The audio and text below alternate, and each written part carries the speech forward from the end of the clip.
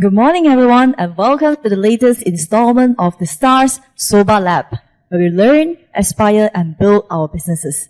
I'm Arlene Tan, your moderator today, and with this event, we hope that we could lead our audience to a journey of inspiration and an insight on how successful businesses are built, especially with the impact COVID-19 has on businesses today. With me today, we have Dato Michael Teo, whom I'll be addressing shortly as Captain, and our gorgeous Miss C. Y. Han and Mrs. Selva Nagappan. Without further ado, let us introduce the topic in hand today. Is your business ready to face another potential lockdown? 1st of August this year was anticipated with fear by many Malaysian businesses. A day after the Haji holiday, many were afraid with rumors of another lockdown due to the spread of COVID-19. Many heaved relief when the Prime Minister did not state any special address that day. Perhaps the rumors was not true after all. Truth is, the lockdown is to contain the spread of COVID-19, and its side effects have been devastating. Many businesses have been impacted as well. At worst, some has closed down. However, some businesses have thrived during this lockdown. One whom I know of has increased its revenue hundreds-fold, which lead to my first questions to the panelists.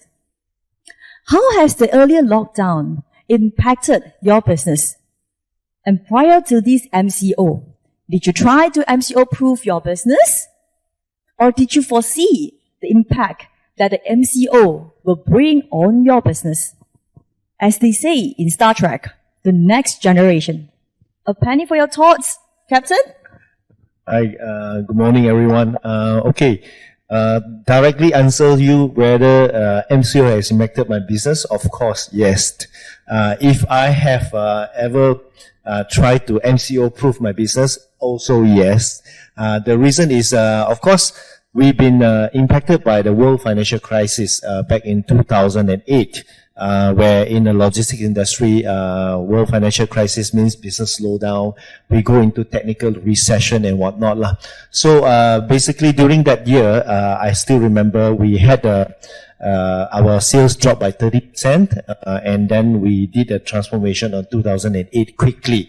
So basically, we did a corrective measure immediately upon knowing that our sales will drop tremendously.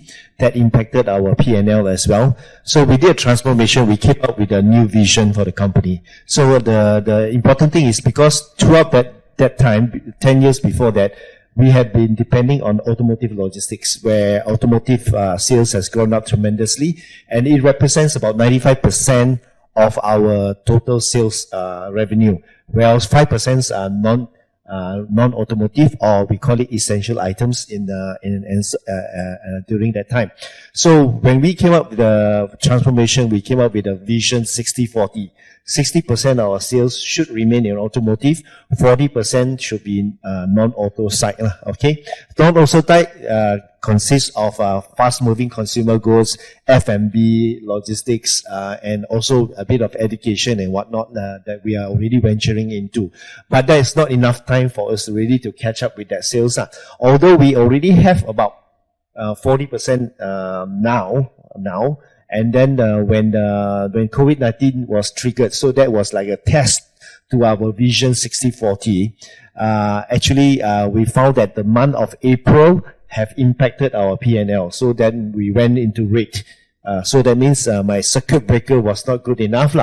So that is where we decided to do something about it as well later. I think that is what we faced during the COVID-19. So to answer you, yes, we were impacted by COVID-19. Did you try to MCO-proof your business? Yes, we tried, but not good enough. Not good enough. All right. Thank you, Captain. So what about it from a technopreneur point of view? I understand that your company was formed during the last crisis. So are you more prepared for the lockdown, Wai Han? Okay, I would say that in terms of the business, right, actually what happened is that our business, we actually create a stack of solutions. What does that mean? That means if you go to a hair salon, right, why can't someone also give you a massage, give you a manicure and pedicure at the same time? So that's what we tried to do, is that we actually provide a range of solutions from when people need to acquire customers, the bank need to acquire, we call it originate a loan, until, that you need to take people to court and they are defaulters. So that's the debt collection and recovery part. So during crisis, our debt collection and recovery always increases in revenue. It's a bit like, now all these Grab food and everyone increase in revenue.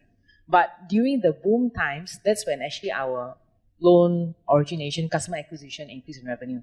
So our business is actually quite recession-proof because of that. So our business is not really that impacted. That's one. But in terms of growth of revenue, this year we were planning for significant growth. Obviously, we've got to take a step back. You know why? During MCO, our customers are essential services. Suddenly, the government said, provide moratorium. Everyone is busy scrambling to say, how do we do this moratorium? They need to change the technology and things like that. We were part of this change in technology, but basically the rest of the business has slowed down because the banks themselves do not know what's going to happen next. Like now, when moratorium lifts, what's going to happen next? So, but one other thing that we did is that, when we heard about this virus, and there was already a lockdown in China, right? So we actually anticipated that there might be a lockdown, okay? But we just don't know when. Because we don't know when, a few of our guys are overseas now, until now they cannot come back, okay? Our foreign workers, okay? But I would say what we did is that we asked everyone to please take back your notebooks every single day. And we also implemented what we call, virtual private network. We installed on everybody's machine and all that. So, and we increased our bandwidth. We actually prepared for it. So when the government announced, like I said, it was a Tuesday, on Monday we came in, and after that, everyone was working from home, and I think productivity increased because we converted all our tools to online tools. So, yeah, that's a bit of the brief. Yeah. Wow, inspirational indeed from two different perspectives. Okay, I'm sure the viewers had great inspirations from both your experiences. Let's move to the next questions. What are your recovery strategies to mitigate the impact of lockdown towards business growth and resiliency to respond to unforeseen future potential disruption, considering the current economy initiative like the Penjana program and the MDEC digitizational grant? I understand that Captain has moved over to selling car parts online as part of PKT's diversification strategies. Can you elaborate more on this, Captain? Well, of course, when you want to go into an online platform, you don't do it overnight. We have been planning it under our Vision 6040 a long time ago. We just executing it during that period of time, and I would say that our online business has tripled during the COVID-19. But of course, spare parts, the online business in terms of fulfillment for e-commerce fulfillment for essential items, the online business which we sell in Lazada and whatnot. So those type of items like toys and whatnot actually are selling pretty well during the lockdown. But at the same time, I think we're referring to the auto parts is PKT has been trying to move up the value chain. Instead of only doing 3PL, we decided to go into 4PL, 5PL, 6PL, and 7PL. But then one of the strategy for 4PLs is to create a platform for us to be able to tell our client to sell their products online in Malaysia. So it's like the spare part one is a B2B platform where we actually put all our spare part, because PKT is one of the top automotive logistics player in the market. So we have a lot of components in our warehouses. So why don't we help them to sell on their behalf as well? So that is because we also find out that we try to penetrate into e-commerce business for some time, and the e-commerce players all have their own logistics arm. So meaning there's no chance for us to go in. So instead of we as a logistics company, we had to go into the platform segment. So, but then we want to specialize only in auto parts business so that we can actually have some sort of sales. But then coming to COVID-19, repair shops are closed as well. So there is no chance for us to sell that kind of product. But that is one of the area of penetration that we are looking at. But in terms of corrective measure immediately during the COVID-19 is we have another transformation. We call it COVID-19 Transformation Program, where we came up with one grand vision and 3 sub-visions. So the sub-vision is called Wawasan V50. V50 means vaccine 50. Then 50% of our sales maintained in automotive, and 50% must be vaccine, that means COVID-19 proof business. So we identify COVID-19 proof business to be e-commerce for short, and F&B. We're going to penetrate into F&B a lot. And also another subvision we have is called Digital 20. 20% of our sales should come from digital business. Of course, and another one is ASEAN, which is ASEAN 20. So we find that we used to have ASEAN 30, now we reduced to 20, because when it comes to COVID-19, the whole region was affected. So there is no chance for us to do geographical diversification. So we reduced that to 20 and we focus more on digital 20. And the new grand visions, we plan for to be at the 3B, Wawasan 3B, 3 billions in by 2025. So that is a bit of transformation. That is good because that charge up the employees, all our staff are well charged up. They know where is their direction. But if you say another lockdown were to happen, I say, of course, we are prepared, but I think we will still go into rate because our plan is by 2025. If you have another COVID-19, maybe I will be able to break even at that time. Great insights, Captain. So from another point of view, Selva, I understand that you are part of the event background, okay? And what is your take on this, especially when the event business is almost non-existent during COVID-19 period? Thank you. Good morning, everyone. Well, yeah, we have been involved in doing a lot of events, large-scale events, for instance, from different technology verticals, like fintech, smart cities, AI, big data, insurtech, procurement technology. And definitely, when we planned the year, in December 2019, big plans, okay, with all these value providers, technology partners. But come March 17, we shut the office, 18th, we got to pivot, right? So one thing that we realized is we had great content. We had great content, we had great partnership around the world because speakers come from all over the world. So we try to take advantage of that situation. Okay, how do you convert this content in a more meaningful way on an online platform? And how do you work with partners? Okay, when we talk about partners, we are talking about subject matter experts. Okay, but what was lacking in the event or the training industry was a technology platform.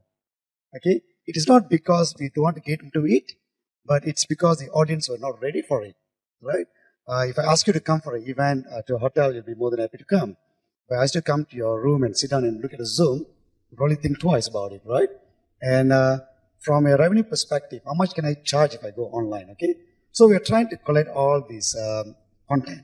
Okay, so and we actually came out with about 4 or 5 technology verticals where the contents are very, very strong with us. One of it being fintech. Okay, because fintech was like taking a big charm during this MCO period, right?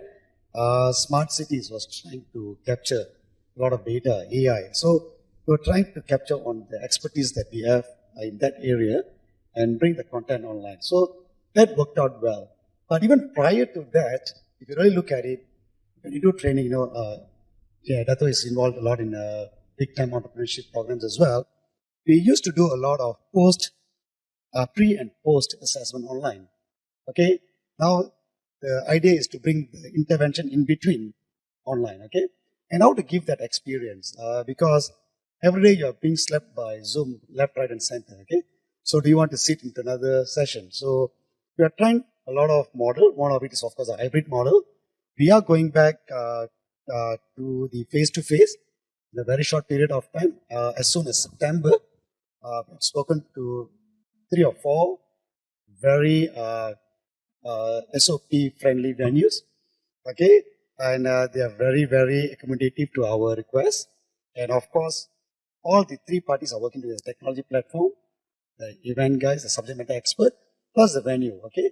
And I realized one thing during this period of time, the way we are working really changed.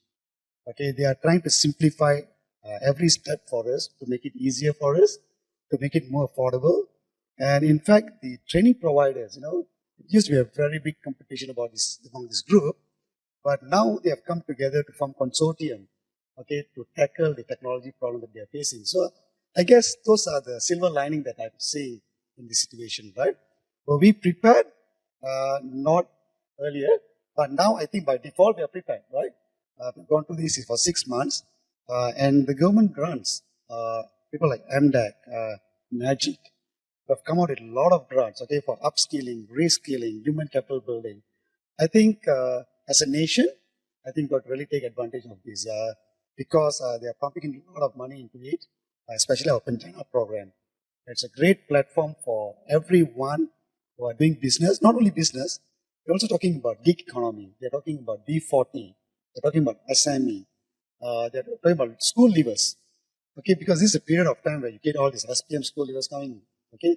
So when they don't have money to go into a college, what do they do? Do they get into a gig economy? So I guess from the event perspective, we have pivoted on that way. We are doing hybrid programs, both virtual and face-to-face.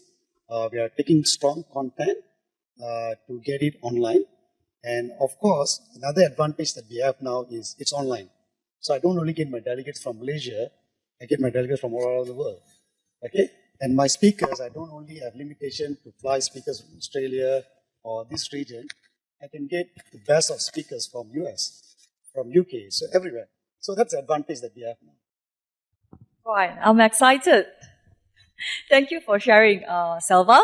So moving on to the questions that I am most looking forward to. With reference to the total addressable problem analysis, an approach where all solutions may not work for the new problem. What are the best practices to be resalvaged and could be used to develop new solutions to address the uncertainty to future-proof your business? Selva, would you care to put your thoughts first? Yeah. When you say like what we had, okay, we had, as I mentioned earlier, I'm going to come back to the same thing, okay. It was not like we couldn't give a solution to this problem, okay. The problem was how to take this content to the audience, right? And of course, the impact or the kind of response that you get from the audience could be a bit different when it's face-to-face or online. But we still managed to salvage those kind of content, okay, and bring them online, not only with a webinar format. It's more than that. For instance, I'll give you an example, okay. There's one big client that we are working with. It's a banking client. And they said that for the C-level, they need pockets of 1 hour talk, okay? And this is going to be a weekly thing, right?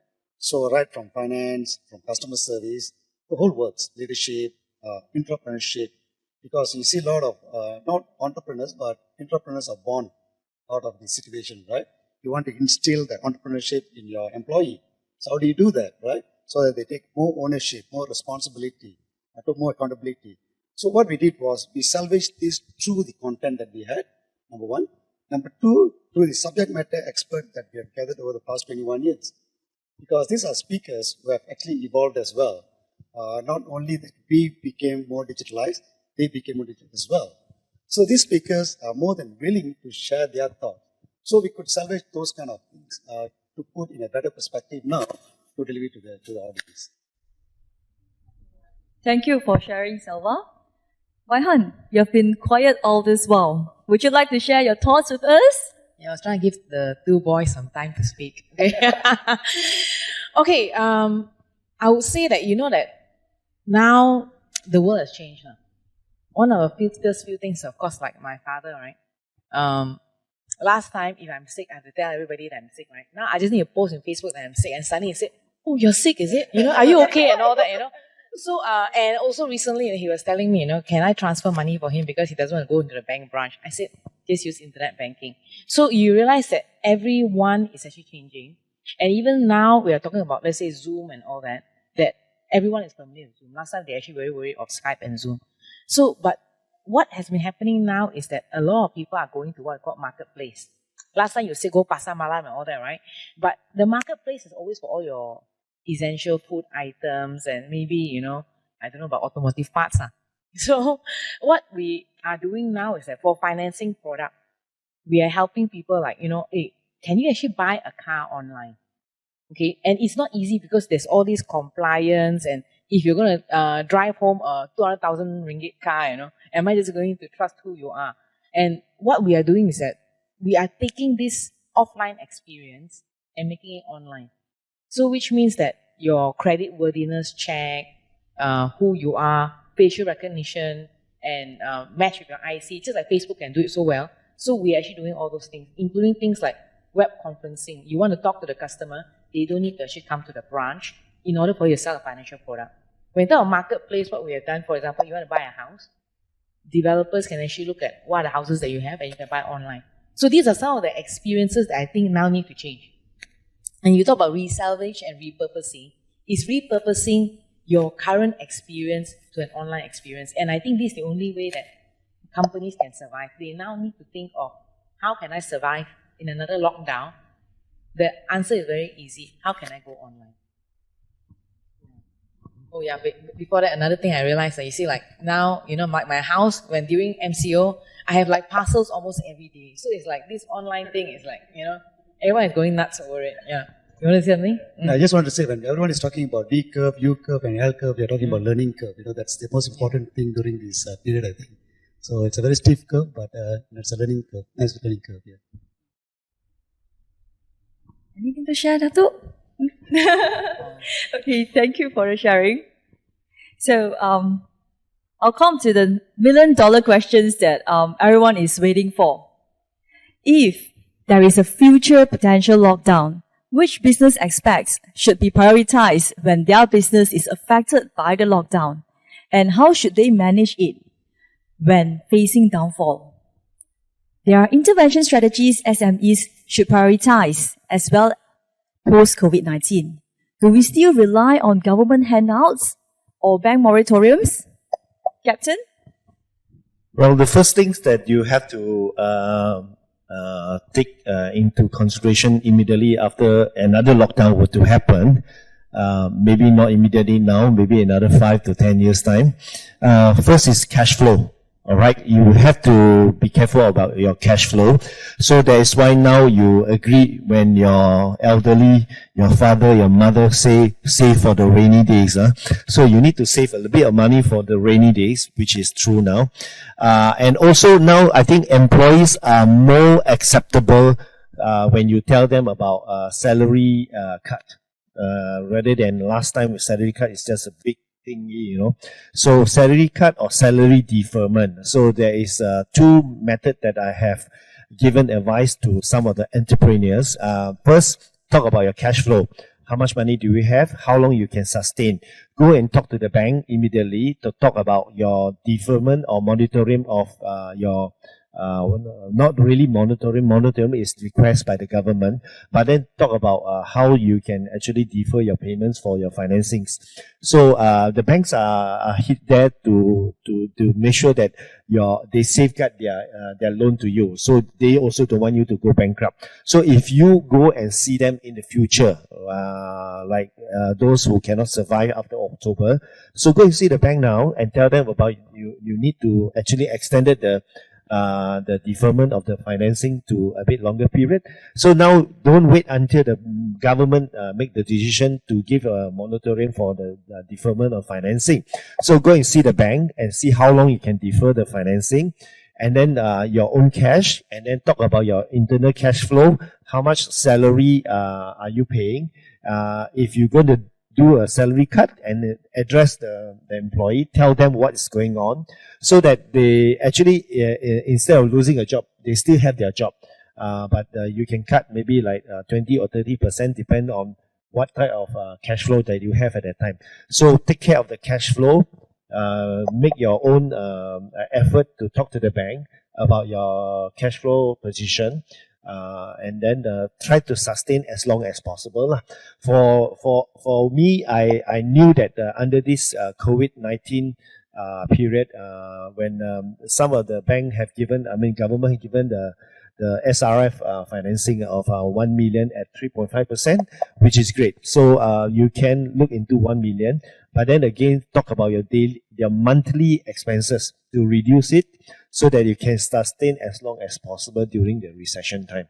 So that is my advice to all the SMEs that is facing financial difficulty during the COVID-19. So cash flow is the main thing here. Even if you have business going on, but if you don't have the money to pay your financing, you will still having problem at the end of the day. Very well. Yeah. Thank you. So I think self-assessment is the first thing that everyone needs to do. Okay? And thereafter will be your self-initiative to help yourself.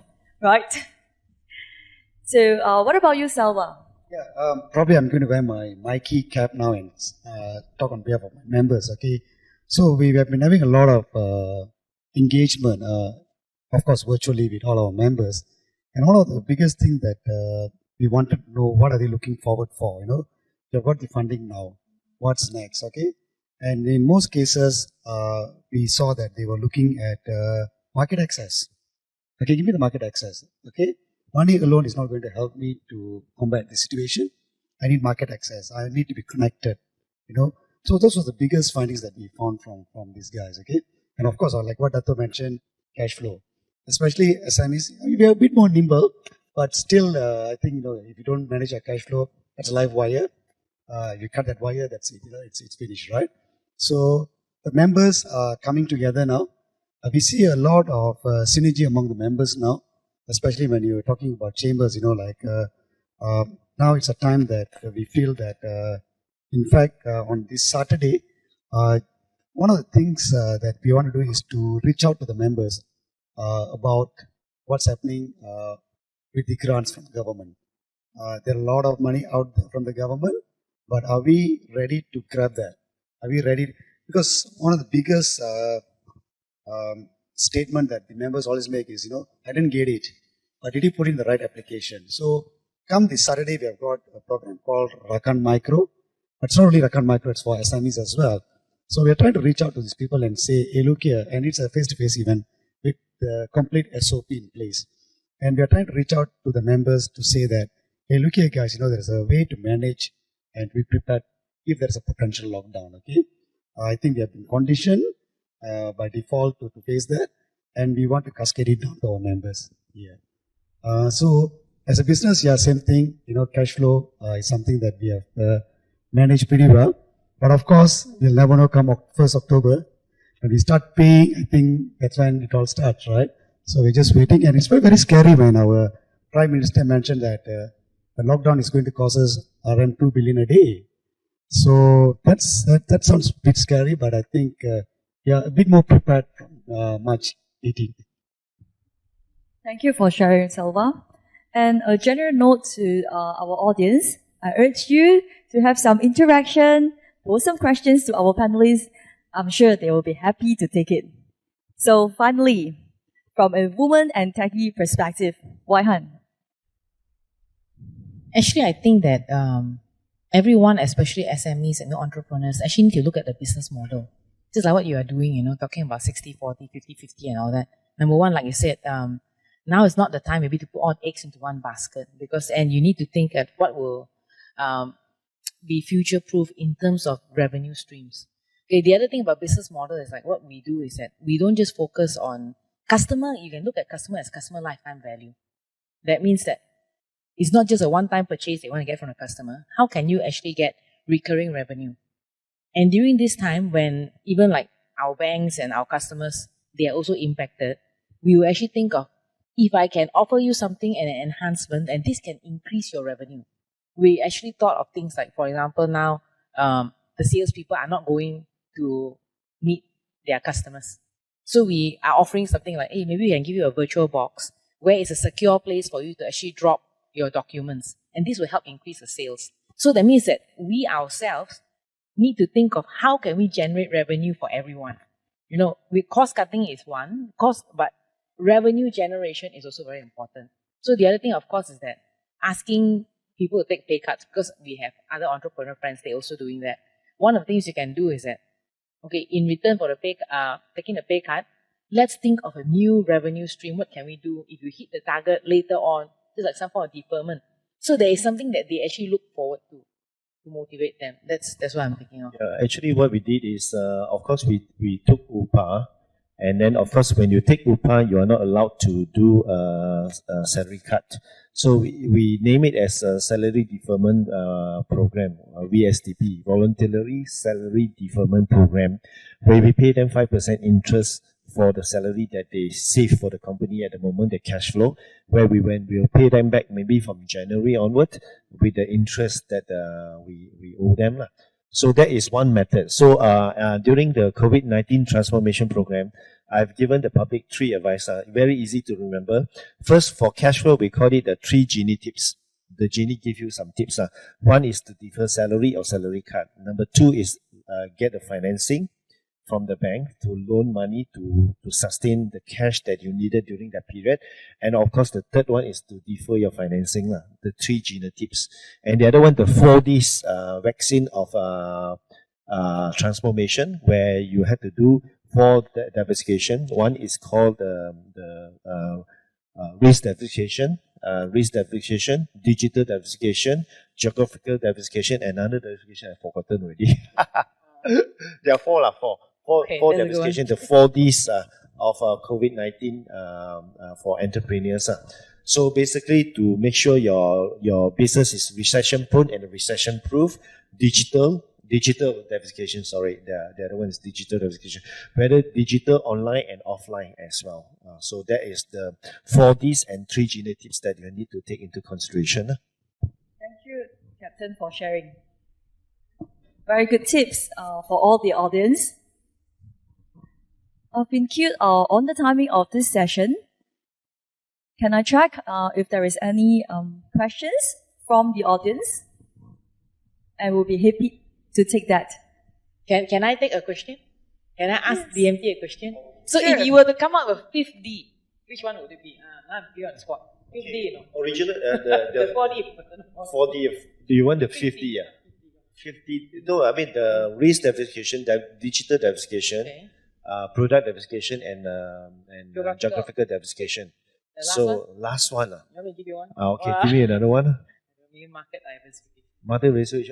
Is a market another new market adjacency? Yeah. So it's under product diversification. Product means, like, for us, we are automotive logistics vertical dependency all the time. So we went into F&B and FMCG, and now we even went into education now as one of our diversification plan. Yeah. So then recession prone and recession proof, that's very important, because you can go into another sector, but then that sector will also be recession prone. So you need to look into recession proof. Now they say not recession proof, they say COVID proof. They are using COVID proof or MCO proof, diversification. Yeah. So any question? I think maybe Yes, there are some questions coming up from the audience. So the first question that the audience would like to address to the panelists is, this MCO or lockdown is also another test to company HR arrangement between machine against labor. So any of the gentlemen would like to take this question? First, what do you mean by machine against labor? That means the Is that right? Okay. If I may say, I think we have had this question a lot of times, right? Okay, whether when you digitalize, that you automate, are you going to lose jobs? But the question we have now is, you need someone to operate all these things as well. You know, if you have digital strategy, you have someone to put it together. If you have automation, you need someone to operate that computer or the program or the coding, right? I think there won't be loss of job if you reskill yourself. I think that's where the government is coming in, telling that, okay, your job won't be taken away, but if you can actually upskill yourself, you actually are going to add skills to yourself and become more worthy to the company, right? So the answer is, of course, everybody's looking at it. How can I cut down 100 workers and put 2 machines? But then again, to operate the machine, you need people. Like I remember when I used to go to some buildings, there used to be a lift operator. So the moment you say you don't need him, it doesn't mean that he just go out and be jobless. He found something, right? So that's how the evolution of this entire thing is going to be. I think I actually suddenly thought of one of the incident that we had because we are doing global distribution center for one of our Japanese client, and we need to do a lot of certificate of origin. We have a lot of items coming from all over the world with all different certificate of origin. When we re-export it, we need to do all this consolidation and whatnot. So I remember we had about maybe 20 people to do just certificate of origins, and we did to invest into robotic, and that robotic actually reduced the number to only 10% of the total numbers.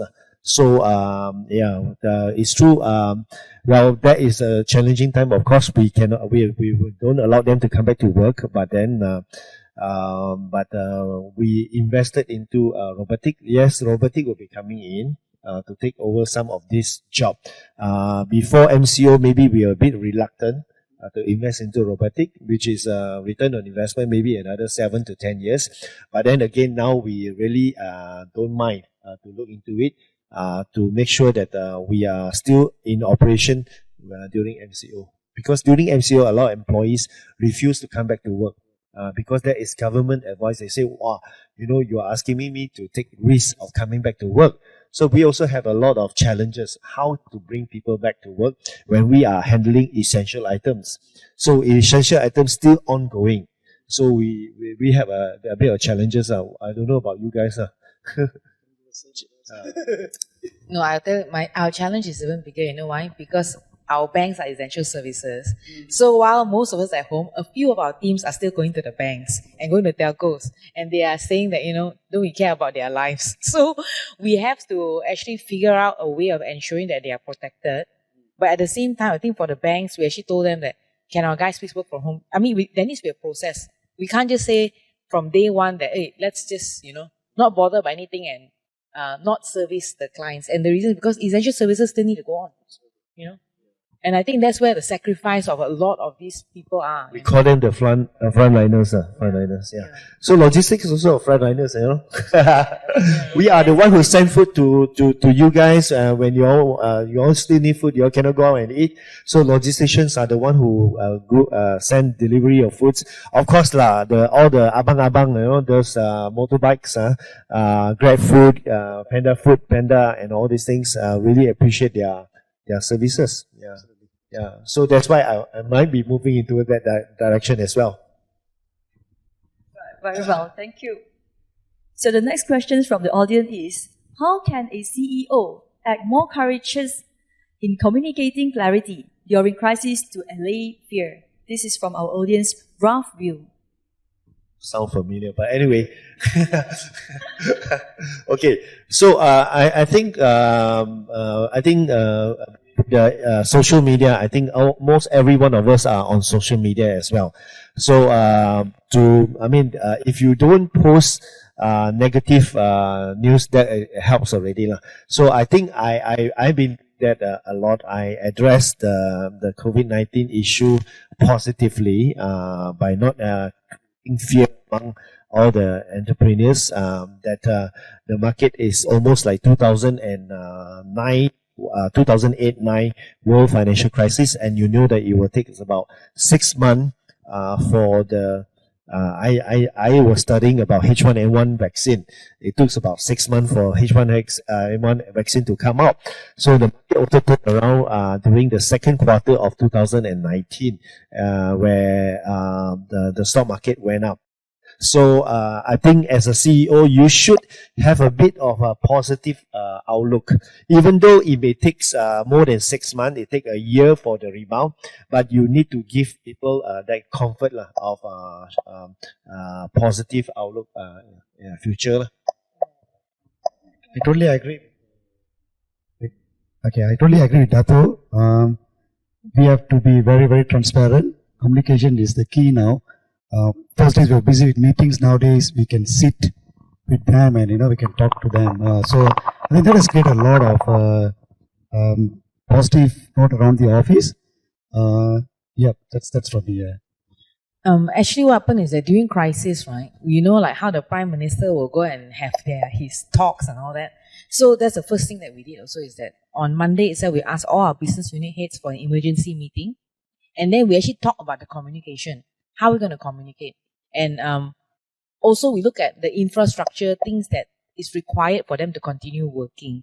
And also like the daily cadence. How do you ensure that every morning someone is checking in, at night they're checking out? If there are problems, who do they go to and all that? So I think that clarity is actually important, because people do not know what to expect next. And also whether their salaries will be cut, allowance is going to be cut, all these things, we need to be transparent. I still remember on the 17th before the 18th day, because we are all on Facebook, every one of the staff on Facebook, our Facebook group is called PKT Kick-Ass, but you cannot find it because it's a secret group. So I basically go live on the 17th on the Kick-Ass, and I address every one of the staff. I explain to them what is a management decision in terms of COVID-19 and whatnot. Even if we have salary deferment, we need to explain to them why we do that, and the corrective measure after that. And I think one of the best thing we did to be very positive is we did a transformation program. So we did a transformation program during COVID-19, and because of the webinar, we are allowed to do a transformation with 100 of our employees, top management, management and managers together.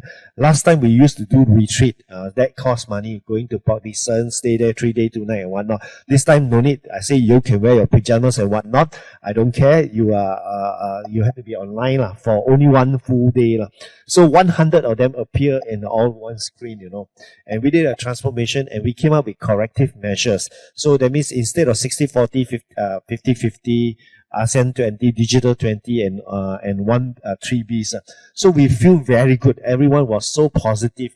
And then we say, okay, right after COVID-19, let's do some activity events to do team building. So then they came up with idea, why don't we have this farmers night market for our Japanese garden? Why don't we come up with our own pineapple mooncake for PKT mooncake and whatnot? So we created a lot of event. Everyone was involved. Forgot about the COVID-19. So that kind of briefing is very important, and I think that is to answer to Ralph's question. Remember on the 17th of March, we had a pizza party in the office, just to say, okay, look here, guys. Just say, okay, guys, take care, okay? We'll see you next week. So, yeah, that was nice. My Facebook is not secret, so the picture is there. Great insights indeed.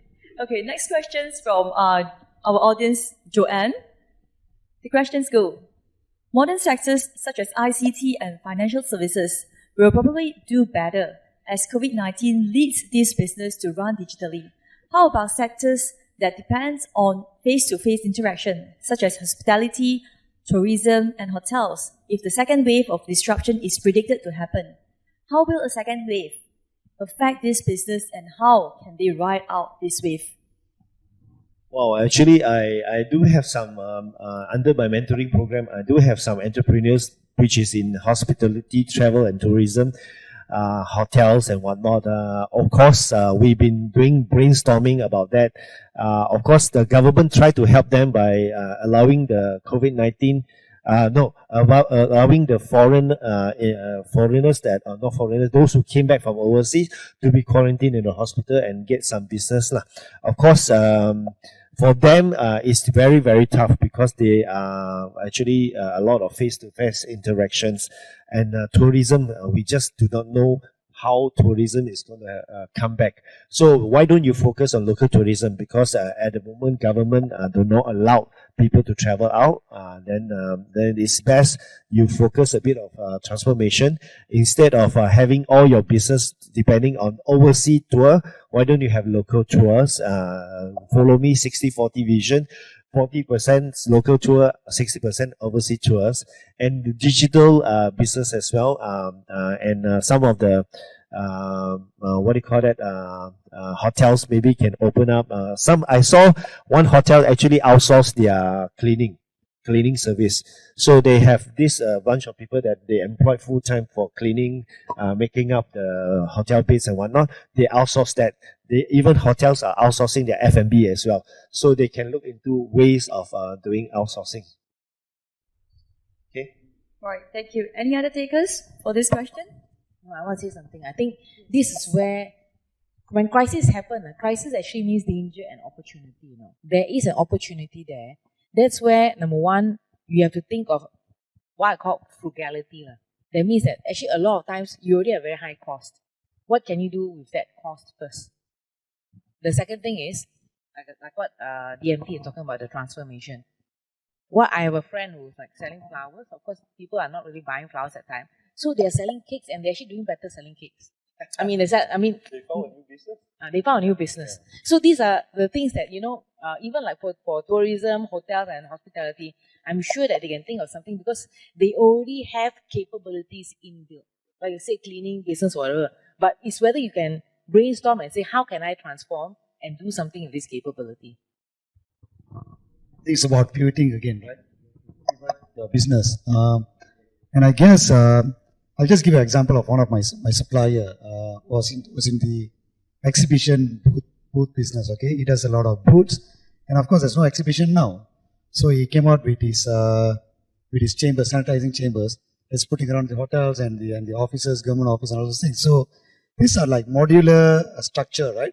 So it's up to you how you want to form it. Okay, if you put a sanitizing machine into a modular format, and becomes one. So that's how they pivot. In our case, we pivot more on content. So the content is what we are very, very strong at. So we are trying to use that content to get in the market. Yeah, and it's been happening quite successfully. Thank you for sharing. And for all the audiences, if you would like to have any questions, please feel free to drop at the comments box. So the next question would be from Ashraf. They say COVID-19 lockdown brings not only negative impact, but also positive impact to some businesses. What are the major positive impacts that you could share with us in terms of business planning, profit, and production? I think my staff are very happy because they get to talk to me more often than ever. Because we seldom do a webinar. We don't meet with every one of the staff together at one time.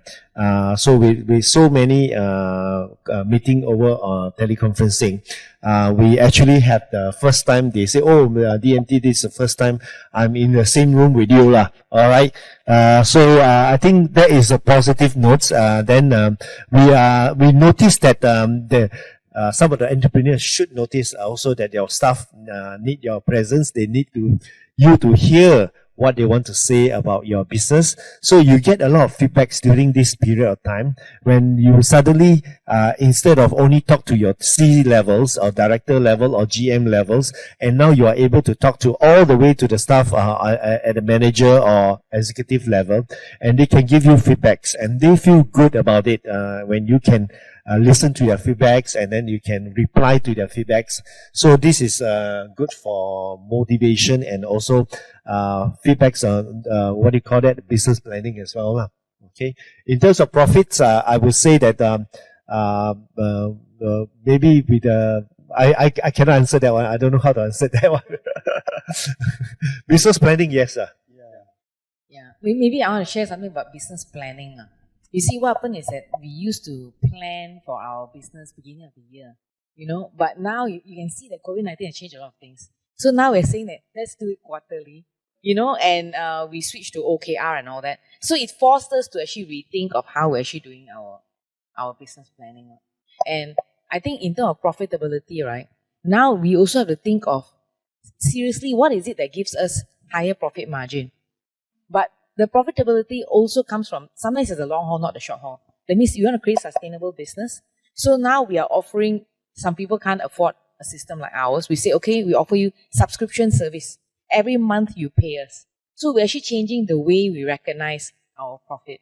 But in terms of production, because we are all going offline, right, there's something that's very interesting. All the while we always tell our staff that we are project-based, we have to go to customers' place. You guys can't work from home because it's hard. But we have now, because of this, said that, okay, you can work from home for a few days as long as your business unit head agrees.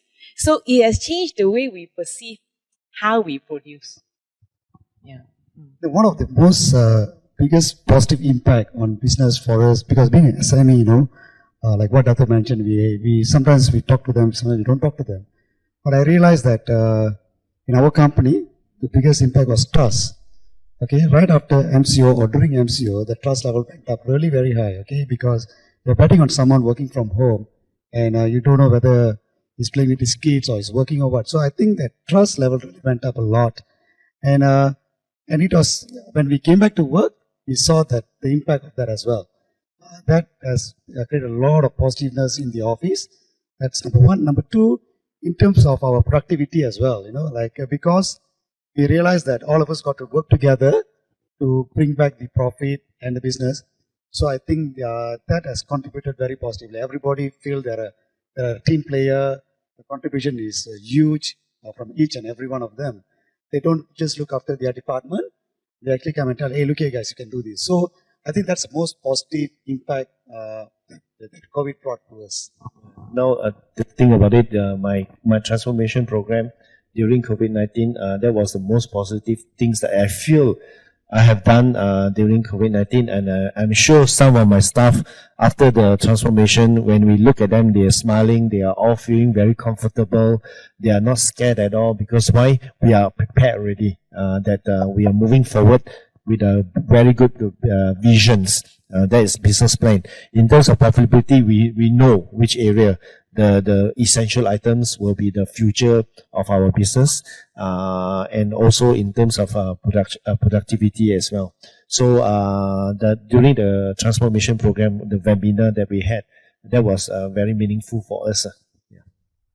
Very encouraging indeed. So we will take one last question from our audience, Lex. Businesses must prepare for a second lockdown. Are we really ready to work from home? What are the high risks we must be aware of right now? Yes, Waihan. I want to mention them by working from home. You know why? Because we actually prepared and we're able to work from home. Even our payroll, the invoices we have paid our customers, everything we actually already moved online. So I think that's one of the first things all these SMEs need to do, because we realize, like our banking customers, they are paying us on time. But our SMEs, they are not, because they say, oh, I'm not in the office. And some of them can't even come to the office. So which means that business have to shut down completely. You have to now start thinking, what are the tools that I need in order for me to continue working from home? I think that's one very important question. I think we in terms of logistics, I'm just thinking maybe we can partially work from home. Not everybody can work from home because there is a lot of documentation involved. They need to use the hardware from the office to do the job. But we really know how to handle the SOPs already now. We are more confident. We know what is the SOPs of coming to work. We know social distancing and whatnot lah.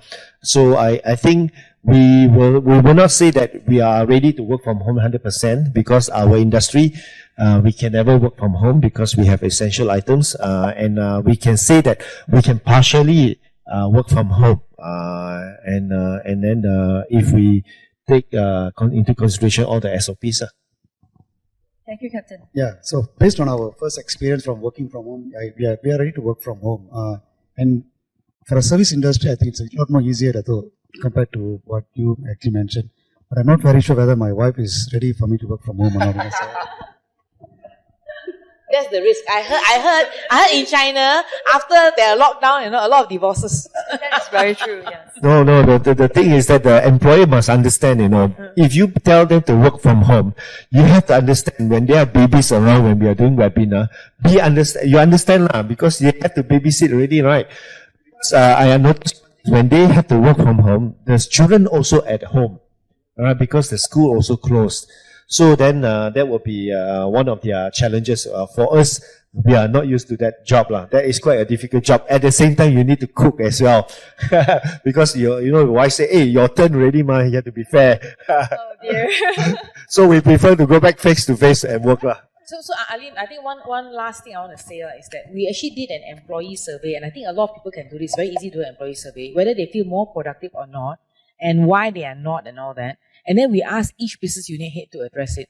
Because for us, 60% say that they are more productive working from home, but there's 30% that says that they don't have aircon, they don't have a second monitor. So without second monitor, we brought second monitor. Some staying alone at home, don't have food. We actually had driver bringing them food and all that. So there are things that you can do to alleviate this.